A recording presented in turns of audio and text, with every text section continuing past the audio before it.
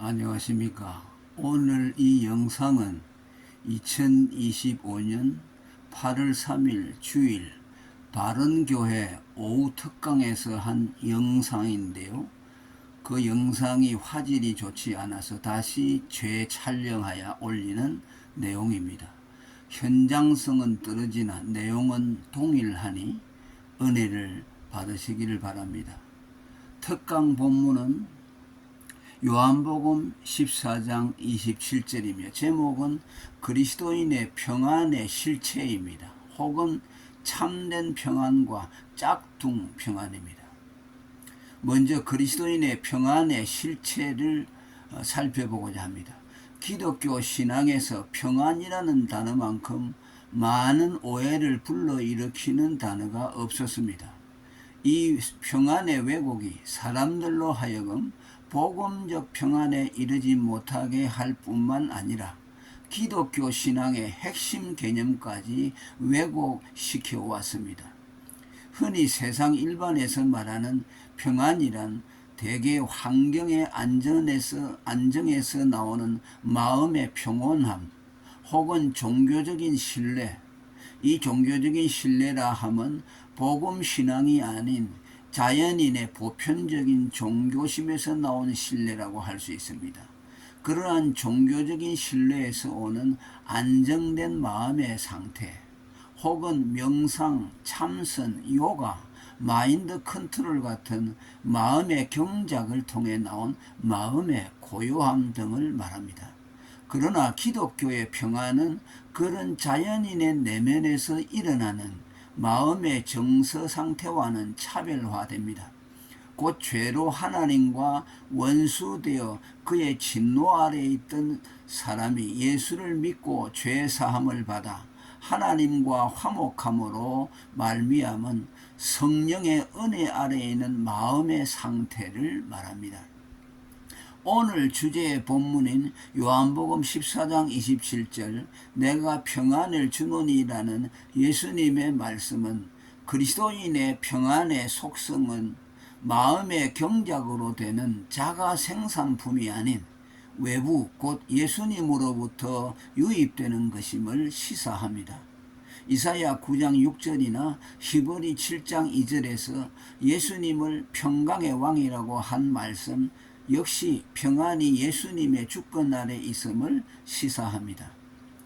이사야 9장 6절 이는 한 아기가 우리에게 낳고 한 아들을 우리에게 주신 바 되었는데 그 어깨에는 정사를 메었고 그 이름은 기묘자라 모사라 전능하신 하나님이라 영존하시는 아버지라 평강의 왕이라 할 것임이라 라고 했습니다. 이 말씀은 성자 예수님의 삼위일체 되심과 그가 평강을 주시는 왕이라는 뜻입니다. 히브리서 7장 1절에도 예수님을 예표하는 멜기세덱에 대한 말씀이 나오는데 그는 살렘 왕이요 지극히 높으신 하나님의 제사장이라 여러 임금을 쳐서 죽이고 돌아오는 아브라함을 만나 복을 빈 자라. 아브라함이 일체의 10분의 1을 그에게 주었음이라. 그 이름을 번역한 즉 첫째 의의 왕이요 평강의 왕이라고 했습니다. 그럼 예수님이 평안을 주신다거나 예수님이 평강의 주권자 왕이라는 말이 무슨 뜻일까요? 예수님이 자기가 원하는 자에게 자기 마음대로 옛다 하고 평안을 던져주시는 것일까요? 그래서 그 예수님이 던져주시는 평안을 받으면 불안과 공포 속에 있던 사람이 갑자기 평안을 누리게 된다는 뜻일까요? 아닙니다. 예수님이 평안을 주신다거나 예수님이 평강의 왕이라는 말은 그가 죄로 원수됐던 하나님과 인간 사이에 화목제물이 되어 둘을 화평하게 한다는 뜻입니다. 성경은 평안의 주권자로서의 예수님의 화목자 되심에 대해 많이 말씀합니다. 로마서 3장 25절 이 예수를 하나님이 그의 피로 인하여 화목제물로 그 아들을 화목제물로 세우셨다라고 했습니다. 다시 읽겠습니다. 로마서 3장 25절 이 예수를 하나님이 그의 피로 인하여 믿음으로 말미암는 화목제물로 세우셨다고 했습니다. 요한 1서 4장 10절에 사랑은 여기 있으니 우리가 하나님을 사랑한 것이 아니요 오직 하나님이 우리를 사랑하사 우리 죄를 위하여 화목제로 그 아들을 보내셨습니다. 요한 1서 2장 2절 저는 우리 죄를 위한 화목제물이라고 했습니다.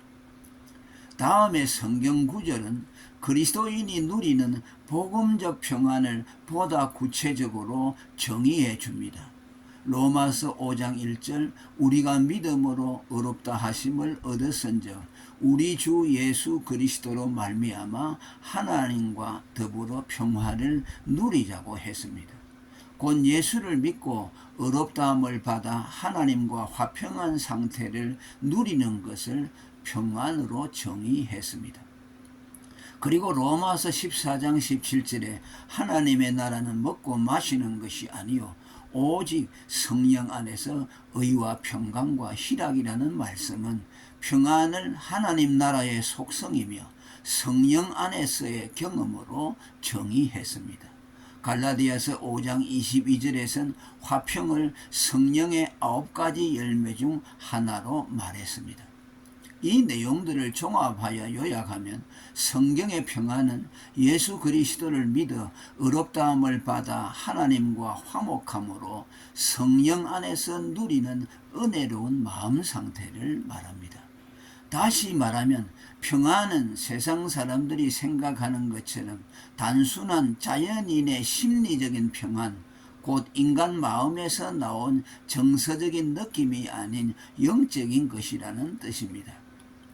그런데 이 둘이 교회 안에서 너무 혼재되어 사용되므로 성경의 평안이 심하게 왜곡되어 왔습니다. 여기엔 peace라는 영어 단어를 한국어로 번역할 때 각 단어의 뉘앙스의 차이를 무시한 채 그 한 단어 안에 환경의 안정에서 오는 평안함, 개인 내면의 정서적인 편안함, 하나님과의 화목한 관계에서 온 평화, 화목을 모조리 다 담아낸 것도 한몫을 했습니다. 예컨대 역대하 15장 15절에 환경적인 평안에도 peace를 사용했습니다. 무리가 마음을 다하여 맹세하고 뜻을 다하여 여호와를 찾았으므로 여호와께서도 저희의 만난 바가 되시고 그 사방에 평안, peace를 주셨다고 했습니다. 데살로니가전서 5장 3절에도 삶의 평안에도 peace를 썼습니다. 저희가 평안하다 안전하다 할 그때에 잉태된 여자에게 해상 고통이 이름과 같이 멸망이 호련히 저희에게 이르리니 결단코 피하지 못하리라 라고 했습니다. 심리적 평안에도 역시 peace를 썼습니다. 잠언서 14장 30절 평온한 마음은 육신의 생명이나 시기는 뼈를 썩게 한다 라고 했습니다. 따라서 이런 혼란을 피하려면 우선 용어를 구분하여 사용하는 일부터 해야 합니다. 그런 노력의 일환으로 실제로 새 번역본 성경엔 평안을 관계적인 용어인 평화로 표기했습니다. 오늘 본문 요한복음 14장 27절에서도 새 번역은 평안을 관계적인 용어인 평화로 번역했습니다. 나는 평화를 너희에게 남겨준다. 나는 내 평화를 너희에게 준다. 내가 너희에게 주는 평화는 세상이 주는 것과 같지 않다. 너희는 마음에 근심하지 말고 두려워하지도 말라. 골로새 3장 15절 세상이 그리스도의 평화가 여러분의 마음을 지배하게 하십시오 라고 했습니다. 로마서 또 15장 13절에도 소망을 주시는 하나님께서 믿음에서 오는 모든 기쁨과 평화를 여러분에게 충만하게 주셔서 성령의 능력으로 소망이 여러분에게 차고 넘치기를 바랍니다 라고 했습니다. 데살로니가 후서 1장 2절에도 하나님 아버지와 주 예수 그리스도께서 내려주시는 은혜와 평화가 여러분에게 있기를 빕니다. 이 세 번역본에서는 평안을 모두 관계적인 용어인 평화로 번역을 했습니다. 바람직한 일이 아닐 수 없습니다. 이 평안은 히브리어로는 샬롬으로 개인의 내적 평안, 이웃 간의 평안, 하나님과의 관계에서의 평안 등을 구분 없이 두루 사용했습니다. 그러나 헬라어는 히브리어와는 달리 관계적인 데 초점을 맞추었습니다. 이 점에서 헬라어가 훨씬 더 우리에게 올바른 정보를 준다고 할 수 있습니다. 평안이라는 헬라어 파라클레토스는 성령, 보혜사, 돕는 자, 변호사, 대언자라는 뜻을 갖고 있으며 이들의 역할은 둘 사이의 관계를 조정하는 일입니다. 이는 평안의 의미를 보다 정확하게 규정해 주었습니다. 요한 1서 2장 1절에 만일 누가 죄를 범하면 아버지 앞에서 우리에게 대언자가 있으니 곧 의로우신 예수 그리스도시라. 에서 여기 대언자는 파라클레토스로 예수 그리스도를 지칭합니다. 곧 그가 화목제물이 되셔서 죄인에 대한 하나님의 진노를 풀어드림으로 죄인의 대언자 역할을 하신다는 뜻입니다. 그는 입으로만 우리를 하나님 앞에서 변호하시는 것이 아닌 자신의 죽음, 곧 그의 화목제물을 근거로 우리를 변호하십니다. 예컨대 내 피를 믿는 그의 믿음을 보시고 그를 용서하소서라고 하나님께 대언하시는 겁니다. 대언자가 화목제물을 지칭하면 이어 나오는 요한 1서 2장 2절에 저는 우리 죄를 위한 화목제물이라고 하신 말씀에서도 확인이 됩니다. 또 이사야 53장 5절에도 그가 찔림은 우리의 허물을 인하며 그가 상함은 우리의 죄악을 인함이라. 그가 징계를 받음으로 우리가 평화를 누린다고 했습니다.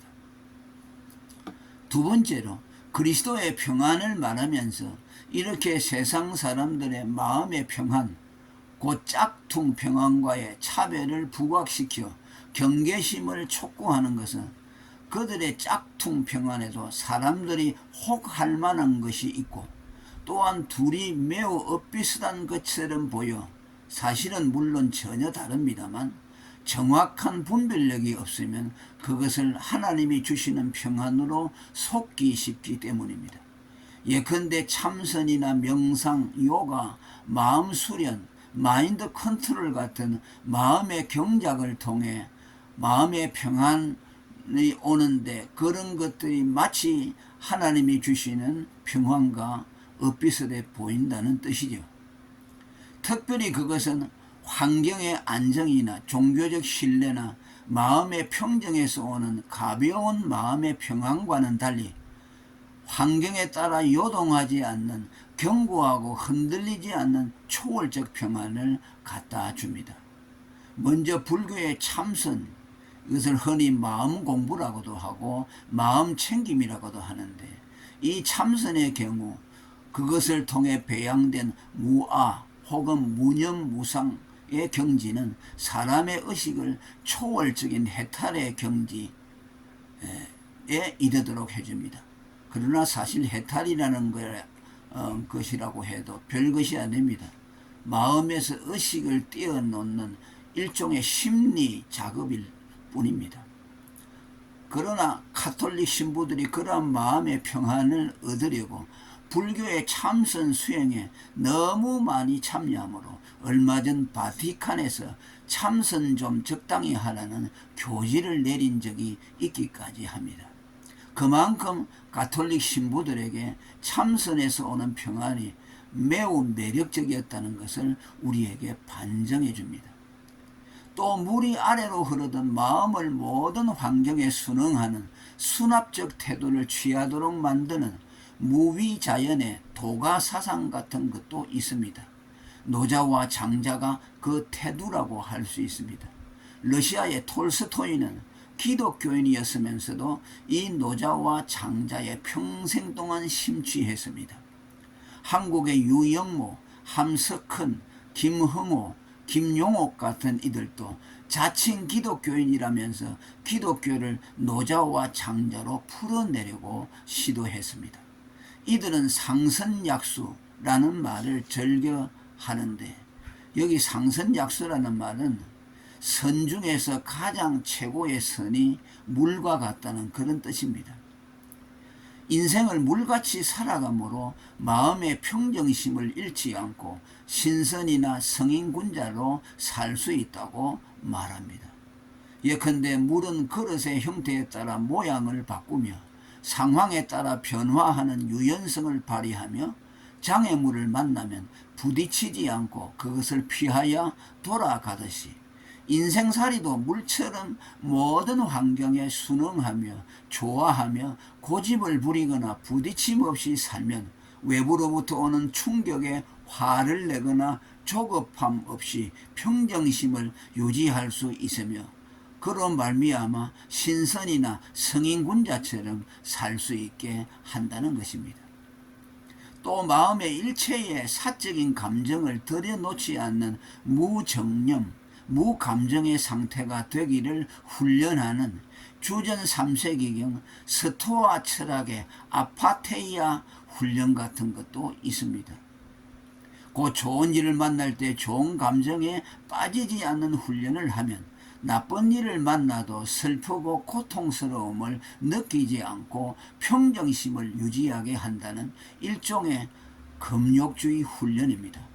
이 사람들은 어떤 희노애락의 감정도 표출하지 않기에 언제나 무덤덤한 얼굴 표정을 짓습니다. 로마 천주교 수도사들은 이 스토아 철학을 도입하여 훈련했습니다. 수도원을 소재로 한 영화 같은 것을 보면 그 안에서 검은 후드 상의를 입고 무표정한 얼굴로 왔다 갔다 하는 수도사들의 모습들을 볼 수 있는데, 이 역시 그런 철학적인 훈련 과정의 일환입니다. 또 외부로부터 오는 다양한 스트레스나 충격에 마음을 잘 다스리고 화를 참고 긴장을 푸는 마인드 컨트롤의 일종인 마음 수련 같은 것도 있습니다. 이것은 무슨 철학적이거나 학문적인 기반도 없고 역사성도 없는 위에 열거한 다양한 여러 메커니즘들을 섞어서 사용하는 일종의 실용주의 심리요법입니다. 도심 빌딩 사이에 마음 수련원이라는 간판이 내에 걸린 곳들이 있는데 그곳이 다 그런 곳입니다. 위에 예들 중 어떤 것들은 무슨 거창한 철학이나 학명이나 종교적 껍데기를 쓰기도 하고 또 그렇지 않은 것들도 있습니다. 그 내용들도 세부적으로 보면 조금씩 차이가 있어 보이나 사실은 다 거기서 거기로 심리주의 요법, 일종의 마인드 컨트롤에 지나지 않습니다. 그러나 문제는 이런 하찮은 심리요법들이 만들어내는 짝퉁 평안이 제법 타격력이 있어 사람들의 시선을 사로잡는다는 데 있습니다. 물론 사람에 따라 다르겠지만 그것이 어떤 사람들에게는 이제껏 한 번도 경험해보지 못한 미정유의 탁월한 경험이기도 합니다. 예컨대 만일 마음의 평안을 신앙의 목적으로 삼는 어떤 종교인이 그것을 경험했다면 나는 종교에서 얻지 못한 평안을 여기에서 발견했다. 더 이상 내겐 종교 따위는 필요 없다. 이것이 나의 종교다 라고 말할 정도이기까지 합니다. 그들은 다른 종교인들을 향해서도 평안을 얻기를 원하는가? 아무 평안도 못 주는 시답지 않은 종교는 버리고 나같이 함으로써 평안을 경험하라는 자뻑에 도취된 말을 하기까지 합니다. 아직 하나님과의 화목함에서 오는 성령의 은혜 아래 있는 마음을 경험하지 못한 명목상의 기독교인들 중에는 이런 말에 혹하고 현혹될 수가 있습니다. 그런데 더 큰 문제는 일부 종교다원주의 신앙을 가진 목회자들이 소위 영성훈련이라는 미명하에 교회 안에서 그런 마음경작 프로그램을 도입하여 교인들에게 이런 짝퉁 평안을 도모해 주면서 그것을 하나님으로부터 오는 영적 평안이라고 교인들을 오도한다는 것입니다.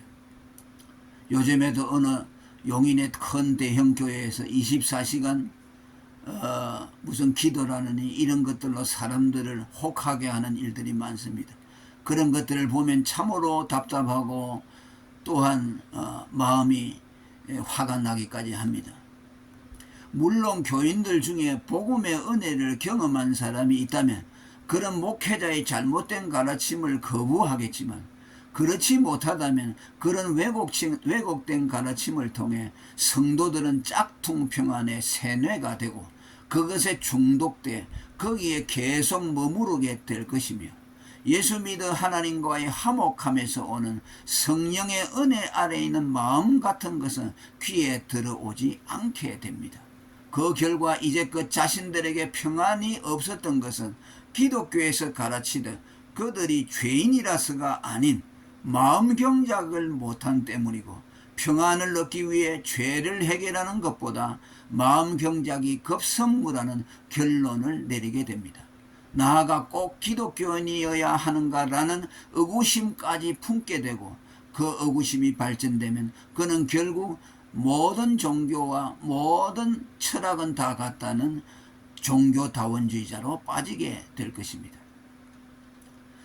이는 신학이 발달되기 전 중세의 철학적 명상과 그 명상으로 인한 마음의 평안이 어떻게 기독교 신앙을 대체하게 됐는가에 대한 이유를 설명해 줍니다. 마음이 평안이 없는 요란하고 뒤숭숭한 이 시대에 사람들은 평안을 찾아 혈안입니다.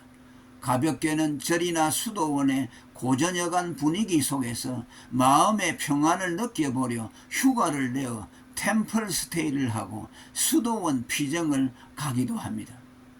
그것이 안되면 잠깐이라도 소란스러운 도시를 벗어나 한적한 야외의 숲속에 거하거나 잔잔한 호수를 바라보면서 마음의 고요함을 느껴보려고 합니다. 혹은 클래식 음악이나 뉴 에이지 음악을 감상하거나 미술작품, 문학작품을 읽으면서 감정 순화를 통해 마음의 평정을 찾아보려고 합니다. 그리고 보다 적극적으로는 명상, 참선, 요가, 내려놓기, 마음 수련 등 마음 경작을 통해 초월적인 평안을 추구하며, 앞서 말했듯 때때로 바로 내가 찾아 헤매던 평안이 이것이구나 라며 무릎을 칠 정도의 경험까지도 하게 됩니다. 그러나 그 경험이 얼마나 대단하든 그들이 맞닥뜨리는 평안은 천박한 마인드 컨트롤의 결과물인 짝퉁 평안일 뿐입니다. 물론 감정 기복이 심하거나 분노, 조바심 등이 잘 컨트롤되지 않는 사람들에게는 그런 훈련이 필요할 수 있겠지만, 이는 어디까지나 예수 그리스도를 믿어 하나님과 화목함으로 성령의 평안을 경험한 성숙한 그리스도인에게 한해서 허락되어야 합니다.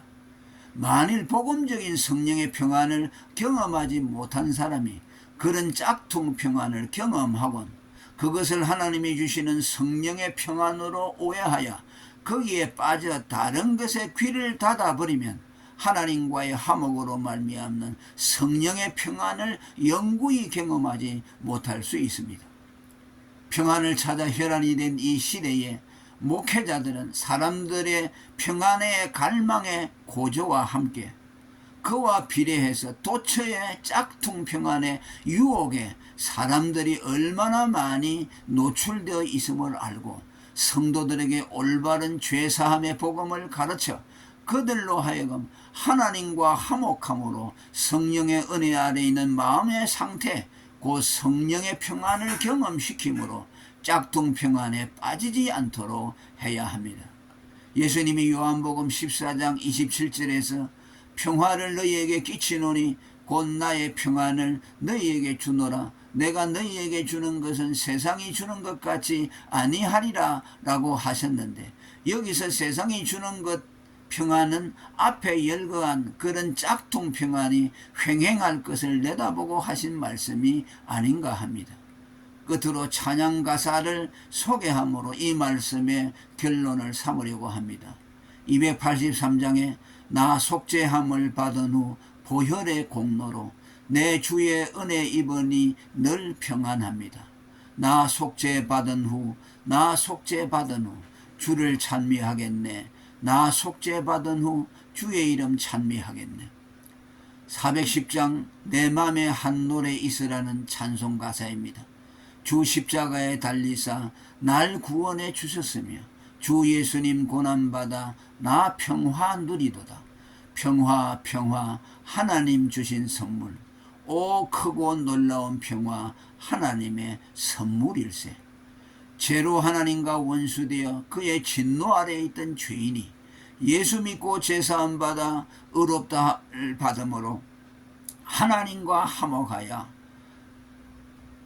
세상 사람들이 알지 못하는 성령의 평안을 오늘 우리에게 주셨습니다.